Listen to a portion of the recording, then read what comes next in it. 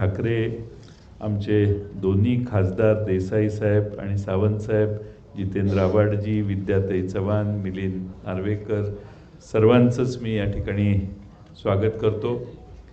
आपल्या महाविकास आघाडीने महाराष्ट्रामध्ये घवघवीत यश मिळवलं आणि तर आपणा सर्वांच्या समोर पहिल्यांदाच एकत्रितपणाने येते।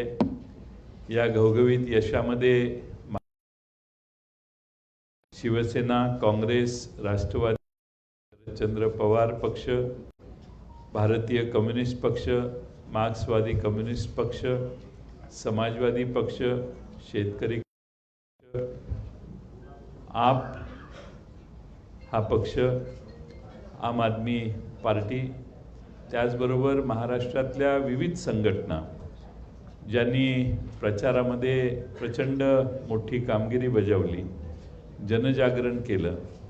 खास करून निर्भय बनो ही जी संघटना आहे, डॉक्टर विश्वंभर चौधरींची, निखिल वागळे असतील, आदी ॲडव्होकेट सरोदे असतील किंवा महाराष्ट्रातल्या वेगवेगळ्या संघटना, सामाजिक संघटना ज्यांची नावं प्रचंड मोठी यादी आहे, त्या सर्वांनी मिळून महाराष्ट्रात जनजागरण करून आज महाराष्ट्रातला हा विजय प्राप्त झालेला आहे। देशातल्या राजकारणामध्ये महाराष्ट्राने बजावलेली भूमिका ही अतिशय महत्त्वाची ठरलेली आहे आणि देशाच्या राजकारणामध्ये इंडिया आघाडीला जे बळ भारतातल्या जनतेने दिले, त्यातलं सगळ्यात मोठं लक्षणीय यश आणि बळ महाराष्ट्रातल्या जनतेने या महाविकास आघाडीला दिलेलं आहे आणि त्यानंतर पहिल्यांदाच आपण या ठिकाणी भेटलेलो आहेत। मी आमच्या सहकारी पक्ष आणि सर्व संघटना ज्यांचा मी उल्लेख केला त्या सगळ्यांचे आभार मानेनच, पण माननीय उद्धवजी ठाकरे साहेब, पवार साहेब आणि काँग्रेसचे दोन्ही नेते पृथ्वीराज बाबा आणि बाळासाहेब थोरात यांच्या वतीनं आज आपणाला या ठिकाणी महाराष्ट्राच्या जनतेपर्यंत पोचण्यासाठी आपण सर्वांना या ठिकाणी बोलवलं आहे। आपणही आम्हाला या निवडणुकीत सगळ्यांनी सहकार्य केलं। सर्व चॅनेल, सर्व वर्तमानपत्र, आमच्याकडे साधनं कमी होती, यंत्रणा कमी होती, जाहिरात देण्याची क्षमता 2% पण नव्हती समोरच्या बाजूच्या तुलनेनं, आणि महाराष्ट्रामध्ये निवडणुका कशा झाल्या याचा आपणा सर्वांना अंदाज आलेला आहे आणि किती खर्च एखादा पक्ष करू शकतो याचा आकडे जर बघितले तर त्या पार्श्वभूमीवर मिळालेलं हे यश 31 जागांचं हे फार मोठं आहे आणि त्यामुळं एवढं घवघवीत यश महाराष्ट्रातल्या जनतेनं दिलेलं आहे। त्या महाराष्ट्रातल्या जनतेला देखील आभार त्यांचे मानणं आवश्यक आहे। यासाठी मी ही पत्रकार परिषद सुरू करावी एवढीच विनंती करतो।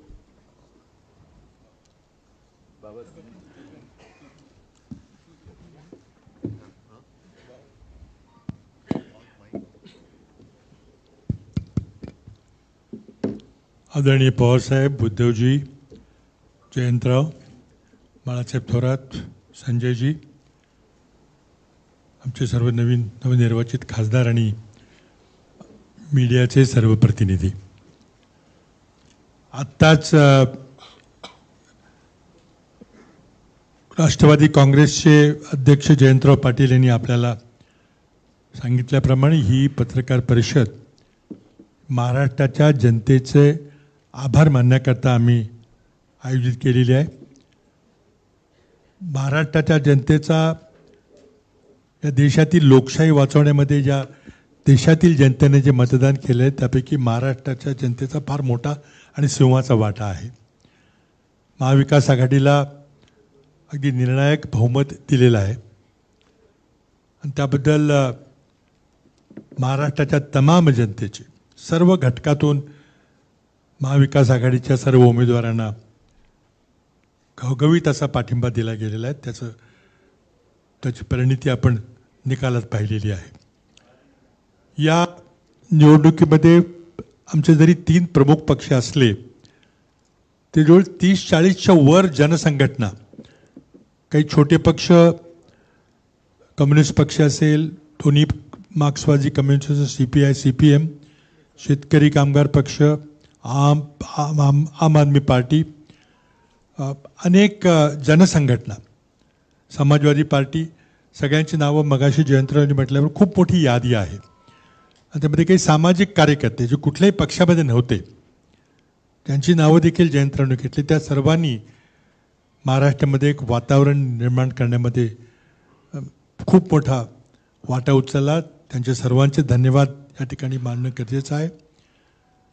महाराष्ट्र जनतेनं आज या देशातली लोकशाही, या देशातलं जनतंत्र वाचवण्यामध्ये फार मोठी भूमिका निभावलेली आहे. सिंहाचा वाटा आहे आणि त्या जनतेचे आभार मानण्याकरता मी प्रामुख्याने इथं आलेलो आहोत.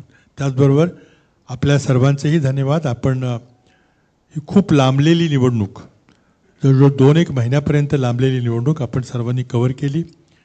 जनतेपर्यंत आमचे विचार पोचवायचा प्रयत्न केला. प्रचंड मोठ्या धनशक्तीच्या विरोधात आम्हाला लढावं लागलं. त्याचबरोबर प्रसारमाध्यमांच्यावर कशा प्रकारे दडपण होतं हे आपण चांगल्या प्रकारे जाणता.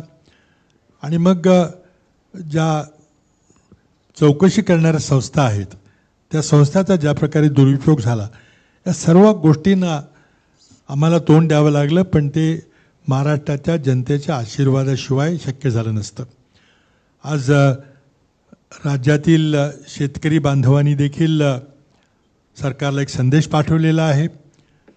कुठल्याही समाजाला गृहीत धरता कामा नये. आज दुर्दैवानं पूर्वी कधी झालं नव्हतं इतक्या मोठ्या प्रमाणात धार्मिक ध्रुवीकरण करण्याचा प्रयत्न केला गेला आणि त्याला काही यश मिळालं नाही हे या निवडणुकीच्या निकालावरून स्पष्ट झालेलं आहे. या महाराष्ट्राच्या भूमीमध्ये छत्रपती शिवरायांच्या आचरणाहून आदर्श घेऊन आम्ही सर्वधर्म समभावाची भूमिका या ठिकाणी राबवतो. आणि त्यामुळं धार्मिक ध्रुवीकरण कुठं पसरलं नाही, कुठलाही मुद्दा तिथे चालला नाही. जनतेच्या प्रश्नाला महाविकास आघाडीच्या नेत्यांनी प्राधान्य दिलं. आणि खरं म्हणजे पवारसाहेबांनी आणि उद्धवजींनाही धन्यवाद दिले पाहिजे की त्यांनी ज्या प्रकारे जवळजवळ प्रत्येक मतदारसंघामध्ये जाऊन त्यांनी प्रचार केला. नेत्यांच्यामध्येही चांगलं समन्वय होतं, बूथ लेवलच्या कार्यकर्त्यांच्यामध्ये खूप चांगलं समन्वय होतं. आणि त्यामुळं हा आपल्याला इथं परिणाम दिसत आहे. आत्ताच तिन्ही पक्षाच्या नेत्यांची एक प्राथमिक बैठक विधानसभेच्या पार्श्वभूमीवर आमची झालेली आहे म्हटलं तरी काही सुरुवात झालेली आहे. लवकरात लवकर आम्ही विधानसभेच्या दृष्टीने जे काही निर्णय घ्यायचे असतील ते घेणार आहे. पण एक गोष्ट निश्चित आहे की ही विधानसभेची निवडणूक अशाच प्रकारचं आघाडी, जनसंघटना, महाविकास आघाडी सगळे ज्या प्रकारे मी लोकसभेची निवडणूक लढली त्याच प्रकारे त्याच ताकदीनं किंबहुना त्याच्यापेक्षाही अधिक ताकदीनं आम्ही विधानसभेची निवडणूक लढणार आहे. जनतेचे प्रश्न घेऊन लोकांच्या समोर पुन्हा येणार आहेत. आणि मला खात्री आहे की ज्या प्रकारे लोकसभेला आपण सर्वांनी महाराष्ट्रातील जनतेने आम्हाला आशीर्वाद दिला त्याचप्रमाणे विधानसभेच्या निवडणुकीमध्ये त्याच्यापेक्षाही अधिक प्रमाणामध्ये आशीर्वाद आम्हाला मिळेल आणि महाराष्ट्रामध्ये सत्ता परिवर्तन निश्चितपणे होईल हे आश्वासन आम्ही आमच्या सर्वांच्या वतीने आपल्याला देऊ इच्छितो. धन्यवाद.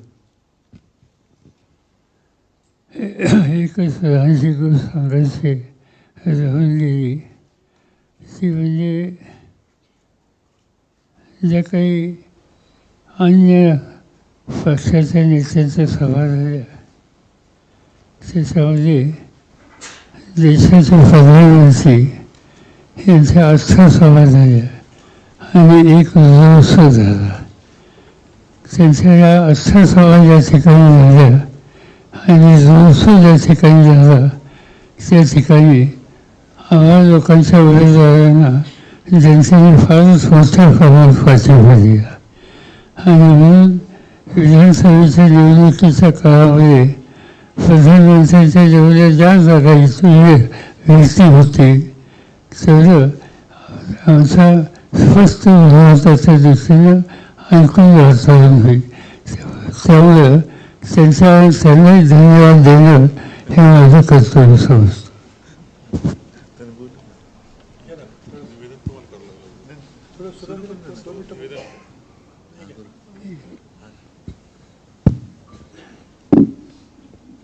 आदरणीय पवारसाहेब, माझ्या समवेत बसलेले महाविकास आघाडीचे सर्व मान्यवर आणि उपस्थित पत्रकार बांधवांनो भगिनींनो, आजच्या आपल्या भेटीचा हेतू जयंतरावांनी सांगितला आहे, पृथ्वीराजजींनी सांगितलेला आहे.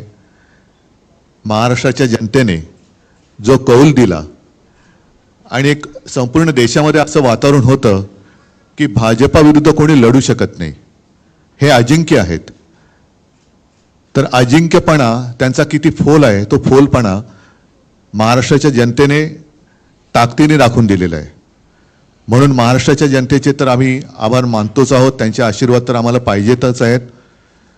इतर सर्वांनी म्हणजे ज्यांचा उल्लेख जयंतरावांनी केला, मग ती निर्भय बनो एक सामाजिक संघटना आहे, त्याच्यानंतर यूट्यूबच्या माध्यमातून निखिल वागळे आहेत, हेमंत देसाई आहेत, प्रशांत कदम आहेत, अशोकराव वानखेडे आहेत, रवीश कुमार, हे सगळेच एका धाडसाने जनतेचे प्रश्न हिमतीने ते मांडत आले आणि त्यांच्या मांडण्यामुळेच एक निपक्षपातीपणाने त्यांनी ती बाजू मांडली.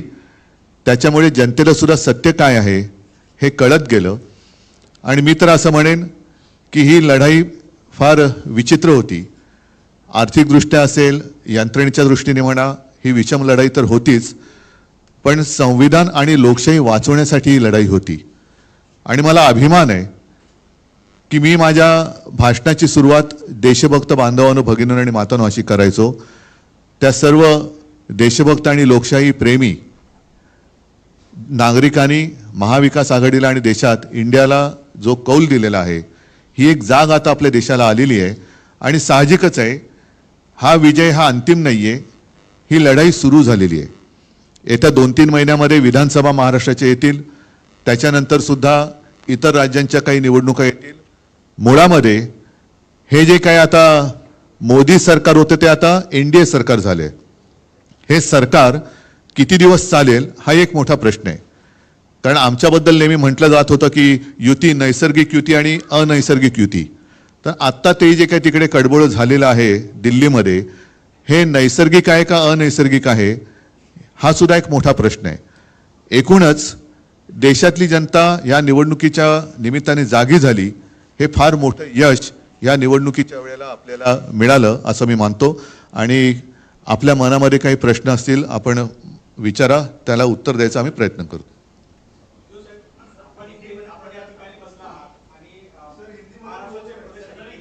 हिंदी में बाद में जयंतराव बात करेंगे.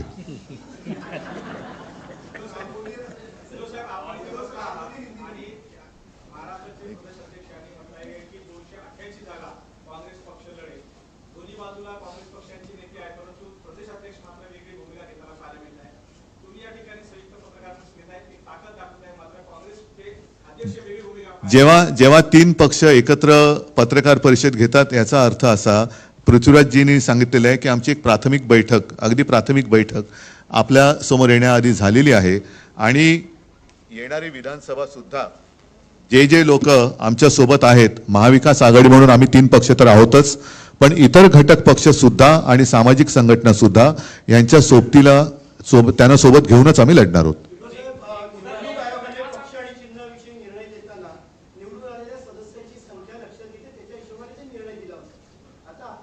त्या निर्णयाला आम्ही सुप्रीम कोर्टात आव्हान दिलेलं आहे आणि त्या निकालाची अपेक्षा आम्हाला आता महिन्याभरात आहे.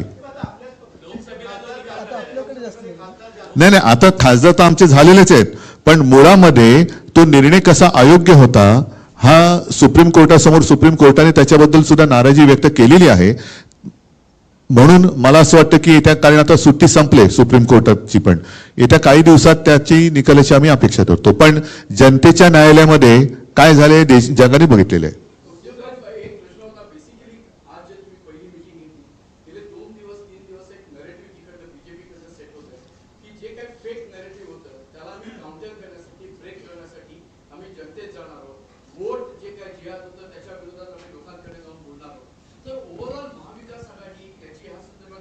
नाही, वोट जिहाद म्हणजे काय?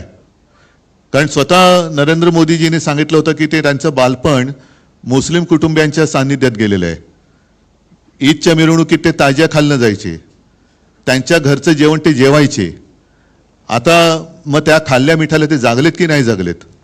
त्याच्यामुळे वोट जिहाद हा शब्द मला काय कळलेला नाही.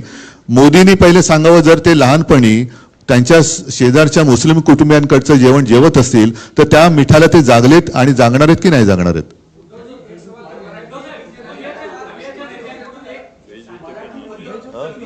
नाही, ते मी फक्त मिठाचं बोललोय. मीठ नॉनव्हेज आणि व्हेज दोन्ही जेवणात टाकतात, त्याच्यामुळे ते जेवण काय जेवले ते त्यांनी सांगावं. आणि त्याच्यानंतर त्यांनी गोवंश हत्या बंदी पुढे करणार आहेत का?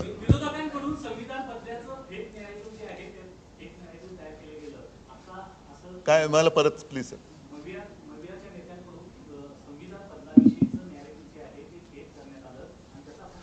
बरं ठीक आहे, यांना मतं दिली तर तुमची संपत्ती हे जास्त मुलं होणाऱ्यांना वाटतील, हे काय खरं नॅरेटिव्ह होतं?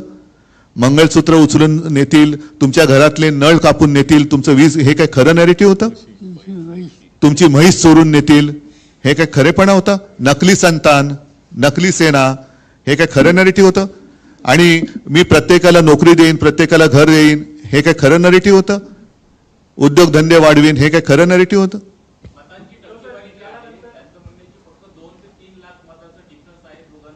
एकूण जर का देशाची लोकसंख्या लक्षात घेतली तर 140 कोटी पैकी मतदानाचा अधिकार वयाप्रमाणे किती लोकांना आहे ह्याचा आकडा मिळेल. आणि त्यापैकी भारतीय जनता पक्षाला किती मतं मिळालेत आणि उरलेली कित्येक कोटी लोकांनी भारतीय जनता पक्षाच्या म्हणजे मोदींच्या विरोधात मतदान केलेलं आहे, ही सुद्धा टक्केवारी सगळ्यांसमोर आली पाहिजे. मला वाटतं बाकीच्यांना जरा विचार.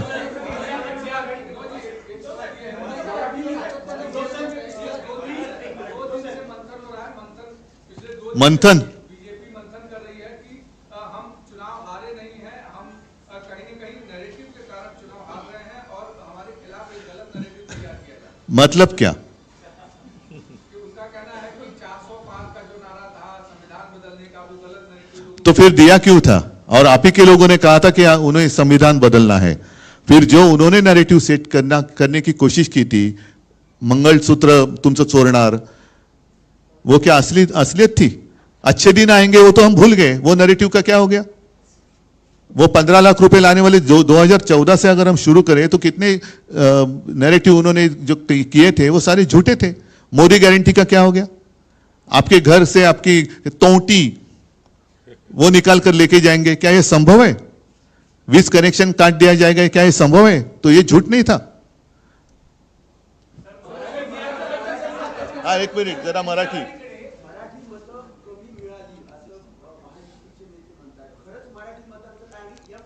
मराठी मतं का कमी मिळतील? काय असं काय कारण आहे?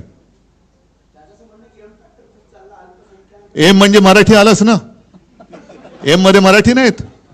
M factor. आणि मी तुम्हाला सांगतो, यावेळेला आम्हाला, मी अभिमानाने सांगेन की लोकशाही वाचवण्यासाठी सर्व धर्मियांनी मतदान केलं.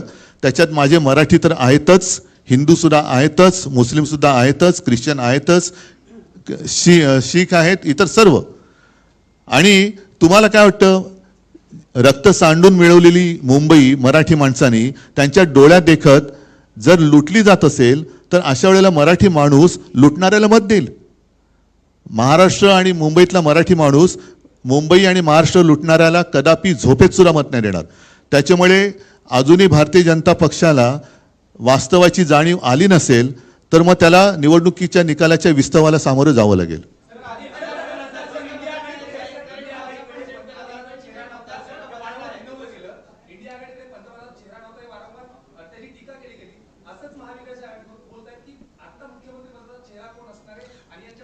त्यांच्याकडे कोण असणार पहिला ठरवा ना. त्यांच्याकडे कोण आहे आता प्रश्न त्यांच्याकडे पण आहे. कारण मला आठवते मी मुख्यमंत्री असताना देवेंद्र फडणवीसांनी ते काय म्हटलं होतं, ते वसली 3 गावं 2 काय एक वसेची ना. आता हालत त्यांची तशीच आहे, तिन्हीच्या तिन्ही ओसाड आहेत, एक सुद्धा बसत नाहीये. अरे मला बाकी जरा बाकी पवार साहेब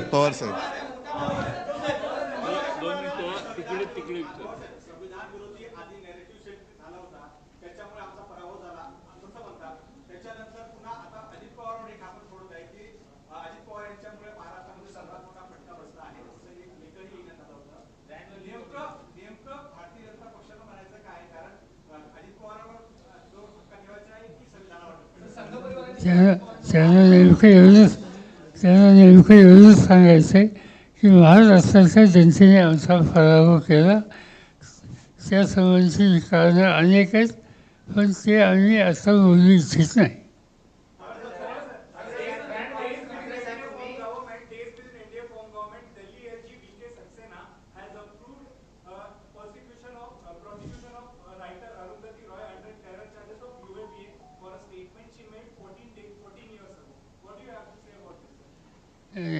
जे काय आता स्टेटमेंट त्यांनी केलं इतक्या जुन्या काळाचं ते काढून आता जी कारवाई केली जाते ती अगदी पूर्णपणानं सत्तेचा गैरवापर आहे. आणखीन एक गोष्ट अशीच या ठिकाणी झाली की काही लोकांच्या तेल तुंबले आणि काही लोकांच्या यापूर्वी केसेस केलेल्या होत्या, त्यातल्या काही लोकांना कोर्टाने जामीन दिला, पण त्याच्यामध्ये अनेक लोक कारण नसताना आरोपाशिवाय आधीच तुरुंगामध्ये आहेत. याचा अर्थ सरळ हा सत्तेचा गैरवापर आहे आणि या सत्तेच्या गैरवापराच्या संबंधी या निवडणुकीमध्ये लोकांनी जी काही भूमिका घेतली त्याच्यातून शांतपणा शिकतील अशी अपेक्षा होती, पण तो काही शांतपणा शिकलेला दिसत नाही. आणि त्यामुळं आणखीन 3-4 महिन्यांनी लोकांच्या समोर जायची संधी ज्यावेळी मिळेल तर लोक त्याचा पूर्णपणानं विचार करून ठोस निर्णय घेतील.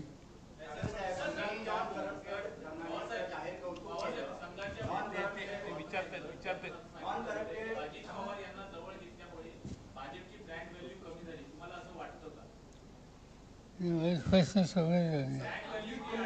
अजित पवारने घेतल्यामुळे भाजपची ब्रँड व्हॅल्यू कमी झाली. त्याचा काय त्यांचा अनुभव काय तो त्यांनी सांगितलं, आम्ही त्याच्यापेक्षा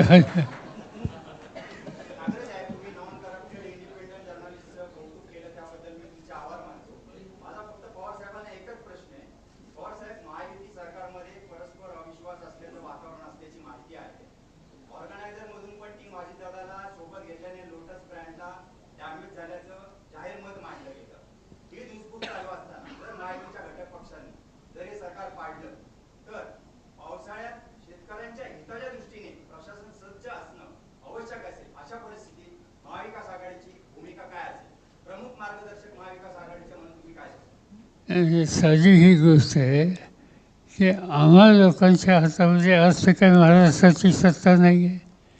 आज सत्ताच कुणाच्या हातात तरी काही सांगायची गरज नाही.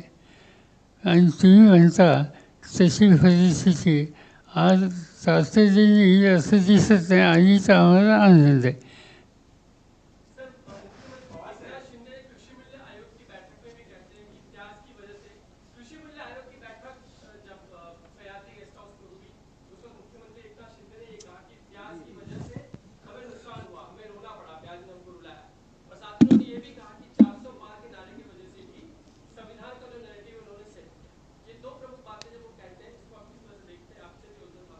सीधी बात है, प्याज पैदा करने वाला किसान तो नाराज था, इसमें कोई दो बातें नहीं, मगर वहाँ तक सीमित नहीं. इस महाराष्ट्र का, इस देश का किसान वाइंड ये सरकार के बीजेपी के खिलाफ था और आज भी इससे कोई बदल हो गई ऐसे मुझे दिखता नहीं.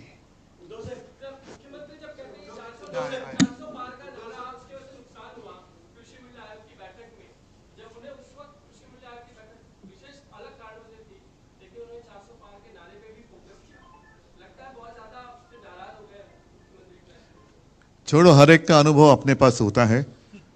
तो प्यास के कारण भाजप को तो रोना पड़ा ही, लेकिन साथी जो है उनके वजह से भी वो रो रहे हैं.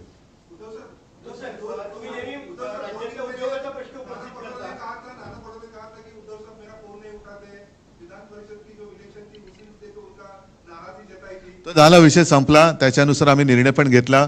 कोकण पदवीधर मतदारसंघामध्ये आम्ही काँग्रेसला तिघांनी मिळून, म्हणजे दोघांनी, काँग्रेस व्यतिरिक्त आम्ही दोघं आहोत आणि बाकीच्यांनी पाठिंबा दिलाय. आणि इतर 3 जागांमध्ये काँग्रेस राष्ट्रवादीने आम्हाला पाठिंबा दिला. आरोप नाही, वस्तुस्थिती आहे. केंद्रीय मंत्री ज्यांनी काही दिवसांपूर्वी शपथ दिली, कोण? कुमारस्वामींनी आरोप केलाय की बेंगलोरमध्ये आरोप केला की करोडो रुपयाची सवलत किंवा अनुदान गुजरातमध्ये उद्योग जे आहेत त्याच्यावर ते अन्याय का करते, केंद्रीय मंत्रीच आरोप करतात. मग मी काय उत्तर देऊ? त्यांनी पंतप्रधानांकडे उत्तर मागायला पाहिजे, कारण त्यांना पाठिंबा दिलाय. आणि मी माझ्या प्रचाराच्या भाषणात सुद्धा सांगत होतो की आमचा गुजरातबद्दल काही राग नाही. इंडिया आघाडीचं सरकार आल्यानंतर आणि उद्या सुद्धा आल्यानंतर आम्ही गुजरातच्या हक्काचं काय असेल ते देऊ. पण याकरता मोदी आणि अमित शाह गुजरात आणि संपूर्ण देश यांच्यामध्ये एक जी भिंत उभी करतायत ती अत्यंत घातक आहे. तशी भिंत त्यांनी उभी करता कामा नये. महाराष्ट्राच्या हिताचं असेल ते महाराष्ट्राला मिळालंच पाहिजे. गुजरातचे असेल ते जरूर गुजरातला द्या. तसंच अन्य राज्यांना जे आवश्यक आहे आणि त्यांच्या हक्काचं आहे ते दिलं गेलंच पाहिजे. त्यालाच आपण केंद्र सरकार म्हणतो. खरं केंद्र सरकार हा शब्द चुकीचा आहे, कारण आपली संघराज्य पद्धत आहे.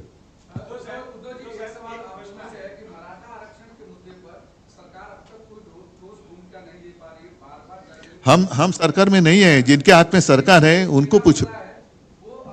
अपोजिशन के तौर पे आप लोगों की क्या भूमिका है? अभी भी सरकार ने 1 महीने का एक समय पीरियड दिया है, तो लगातार टाइम बाय कर रहे हैं क्या? सीधी बात यह है कि ये इशू पर इससे पहले जो कोई महाराष्ट्र गवर्नर थे उन लोगों ने डिस्कशन किया था, कुछ कमीशन किए थे जो वहाँ बैठे थे अनशन पर, उन्हें कुछ कमीशन की, मगर इस पर अमल नहीं हुआ और इसीलिए फिर ये उपोषण का मामला शुरू हो गया. जो कुछ बातें सरकार ने एक्सेप्ट की थी, कमिटमेंट की थी, इस पर जल्दी से जल्दी अमल करना ये फर्ज आज ये गवर्नमेंट का है. ये स्थिति हाथ के बाहर जाने की नौबत न आना इसकी आज आवश्यकता है सामाजिक दृष्टि.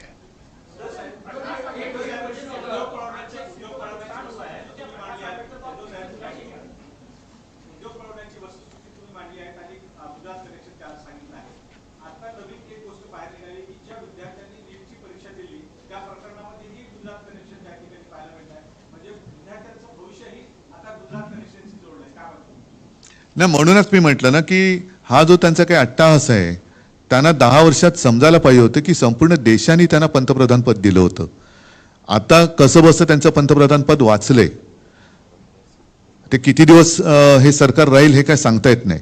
आणि गुजरातमध्ये जर का हे अशी सगळी चालूगिरी करायला लागले तर त्यांचं मूळ राज्य आहे तिथेच त्यांच्या आसनाला सुरुंग लागेल. आणि एकूणच जे काय मगाशी तुम्ही नरेटिव्ह म्हणतात, नरेटिव्ह एका बाजूला, पण ह्यांच्यामध्ये खरेपणा नाहीये. हा सगळा फोलपणा आता देशाच्या जनतेच्या लक्षात आलेला आहे. यावेळेला मी परत सांगेन की मला अभिमान आहे की देशातली जनता जागी झाली आणि आणखीन सुद्धा एक थोडाफार विश्वास काही लोकांचा मोदींवरती होता, भाजपवरती होता, तो या निकालामुळे आता साफ उडालेला आहे. येत्या निवडणुकीत आणखीन चित्र खूप बदललेलं आणि देशाच्या दृष्टीने सुधारलेलं दिसेल.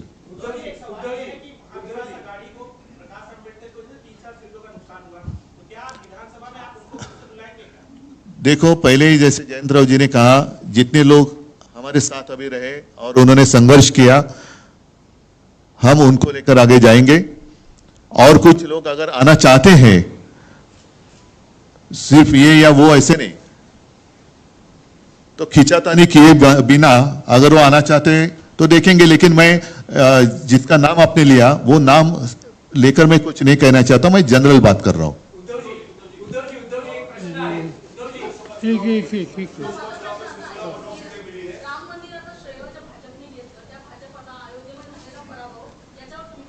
एकच तुमच्या लक्षात असेल, मी 22 जानेवारीला ताळाराम मंदिरात गेलो होतो आणि 23 जानेवारीला ज्या दिवशी शिवसेना प्रमुखांचा जन्मदिवस असतो तेव्हा नाशिकच्या सभेत मी म्हटलं होतं की आम्हाला भाजपा मुक्त राम पाहिजे. तो भाजपा मुक्त राम अयोध्यावासियाने आणि उत्तर प्रदेश जिथे जिथे प्रभू रामचंद्राचं वास्तव्य होतं तिथे तिथे भाजपाने सपाटून मार खाल्लेला आहे. म्हणजे आता भाजप मुक्त राम झालेला आहे. लोकसभा निवडणुकीच्या निकालानंतर या पद्धतीने महाविकास आघाडीच्या जागा आलेल्या आहेत. काँग्रेसचे नेते म्हणू लागलेले आहेत की आता महाविकास आघाडीमध्ये आम्ही मोठे भाऊ. तुमच्या मते मोठा भाऊ आहे, कोण छोटा भाऊ? हे पहा, या निवडणुकीमध्ये मोठा भाऊ छोटा भाऊ वगैरे काही चालणार नाही. प्रत्येक मतदारसंघामध्ये आम्ही बसून सर्वात चांगला उमेदवार कुठल्या पक्षाकडे आहे आणि मागच्या निवडणुकीचे संदर्भ घेऊन जागा वाटपाचा निर्णय घेऊ. आमचा प्रयत्न आहे की लवकरात लवकर तो निर्णय होईल. आज प्राथमिक बैठक आमची झालेली आहे, त्यामुळे बाकी तुम्ही याच्यात काही जाऊ नका. मला वाटतं पृथ्वीराजजींनी उत्तर दिले ना, वेगळं काय याच्यातच आमची एक वाक्यता दिसते.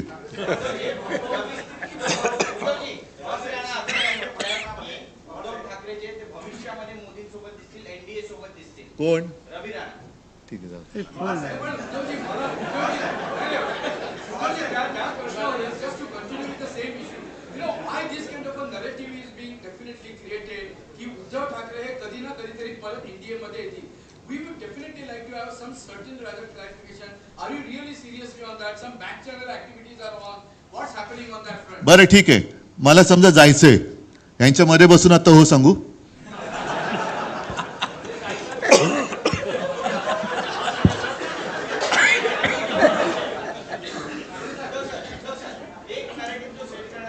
अरे तुम्ही नरेटिव्ह तुम्ही खरेटिव्ह वरती आहात. आदित्य ठाकरे मतदारसंघ बदलणार आहे बँड्रातून किंवा जिथे त्यांना जास्त मुस्लिम मतं पडले त्या ठिकाणाहून इलेक्शन लढतील. वाराणसीतून पवारसाहेब सिकर बँके प्रकरणामधूनच काही तुमचे सहकारी तिथून भारतीय जनता पक्षासोबत गेले. आता त्या प्रकरणामध्ये त्यांना क्लीन चिट म्हणजे क्लोजर रिपोर्ट पण दाखल करण्यात आला, मात्र अण्णा हजारेंनी तो क्लोजर रिपोर्टवर आक्षेप घेतला आहे. याचा अर्थ असा आहे की पुन्हा अजित पवार यांची अडचणीत वाढ होईल आणि ते तुमच्याकडे परत येते असं वाटतं. ही व्यवस्था कोर्टाच्या ताब्यात आहे, सबज्युडिस आहे आणि सबज्युडिस माणसाच्या संबंधी ते भाष्य करणे हे काही सांगतानाचे लक्षण आहे. हजारेंना जे काही त्यांची तक्रार आहे ती तक्रार मांडण्याचा त्यांचा अधिकार आहे. त्याच्यात काय निर्णय होतो तो बघू आणि नंतर ठरवू. तुम्हाला जी लोक सोडून गेली आहेत, यापूर्वी 2 गट झाल्यानंतर तुमच्याबरोबरची लोक काय सोडून गेली ते अजिबात परत घेणार नाही. पुढे तुम्ही सर्वाधिक जागा लढवण्यामध्ये यशस्वी झालात की पोलीस स्वतःकडे गेले, पण तरी सुद्धा तुमच्यापेक्षा तुमच्या मित्रपक्षांचा परफॉर्मन्स आधी सगळ्यात चांगला राहिला. सांगू का? एक जुनं गाणं आहे, तुम्हाला माहिती असेल की नाही माहित नाही. पवार साहेब तुम्हाला नक्की माहिती असणार. माणिक वर्माजींचं गाणं आहे, पारिजात फुलला माझ्या दारी, फुले का पडते शेजारी.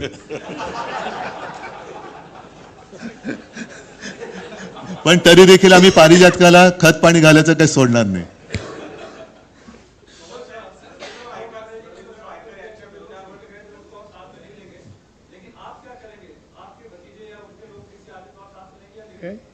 जरा परत सांगा ना. तो उद्धव जी ने साफ कर दिया कि जो लोग छोड़कर गए हैं उसको वापस नहीं लेंगे, लेकिन आपके लोग भी छोड़ के गए, आपके भतीजे गए, अब जो हार गए हैं उनमें खलबली मची है, तो आएंगे तो क्या आप साथ में लेंगे या कि नहीं लेंगे? ही सवाई फायदा नाही होता. बघा याच्यामध्ये एक सॉरी पवार साहब, एकच मिनट नहीं, एक ही मिनट.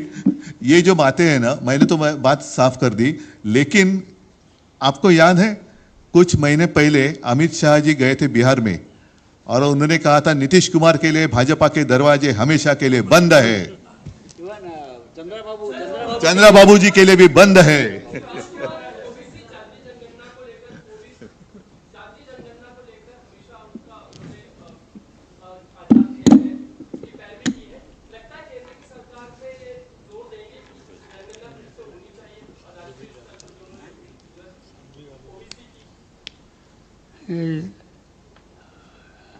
यासंबंधी साधारणतः आमचा विचार काही वेगळा नाही. जातीवर आधारित जनगणना या देशात होण्याची आवश्यकता आहे आणि त्याबद्दल सर्वसाधारणपणे आम्हा सगळ्यांच्यात एक वाक्यता आहे. अमोल कीर्तिकरची जी जागा 48 मतांनी जो पराभव शिवसेनेचा झाला आहे तो शिवसेना मानत नाही. या प्रकरणामध्ये रवींद्र वायकर यांच्या निर्णयावर गुन्हा दाखल झाला की त्या ठिकाणी मोबाईल वापरण्यात आला. याचा अर्थ त्या ठिकाणी मोठी गडबड झाली असं तुम्ही मानता? मानत नसतो तर कोर्टात का जाऊ आम्ही? आम्ही कोर्टात जातो आहोत आणि खात्री आहे आम्हाला की तिथे जे काय घडवण्यात आलेलं आहे, घडलेलं नाही मिळण्यात, घडवण्यात आलेलं आहे, हा बोगसपणा कोर्टामध्ये सिद्ध होईल. मी बघू ना, मी आता सगळी माहिती घेतली असं समजू नका, कारण मी वकिलांशी वगैरे सगळ्या तिथल्या लोकांची चर्चा सुरू आहे. रोज मला जेवढी पाहिजे तेवढी आवश्यक माहिती मी घेत असतो, पण आम्ही कोर्टामध्ये जातो आहोत आणि मला खात्री आहे की यातला गडबड घोटाळा हा आम्ही बाहेर काढू. त्याच पद्धतीने देशात सुद्धा काही ठिकाणी अशाच पद्धतीने निवडणूक निकाल लावून घेण्यात आले असं कानावर आलंय, तिथली सुद्धा लोक कोर्टात जात आहेत.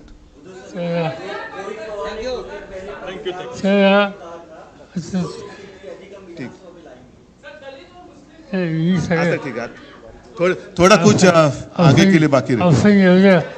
आपण एवढ्या मोठ्या संख्येने आलात त्याबद्दल तुम्हाला सगळ्यांचे आम्हाला आभार. मी आपल्या सुरुवातीला जे करायचं होतं ते शेवटी करतो. आदिती नलवडेंना मी विनंती करतो की उद्धवजी ठाकरे साहेबांचं स्वागत त्या करतील. आम्ही होस्ट आहे. जितेंद्र आव्हाड साहेबांना मी विनंती करतो की त्यांनी आदरणीय पवार साहेबांना पुष्पगुच्छ द्यावं.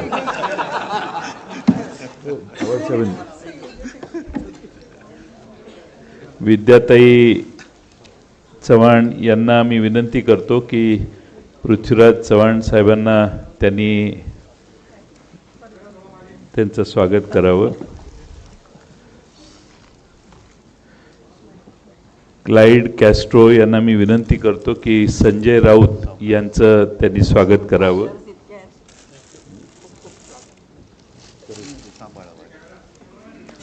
आदिती नलवडेंना मी विनंती करतो की माननीय बाळासाहेब थोरात साहेबांचं त्यांनी स्वागत करावं आणि आदित्य ठाकरे साहेबांचं त्यांनी स्वागत करावं. आणि नवनिर्वाचित खासदार देसाई साहेब यांचं आव्हाड साहेबांना मी विनंती करतो की त्यांनी स्वागत करावं. आणि अरविंद सावंत साहेबांचंही स्वागत मी करतो, माझ्याकडे ते राहतात.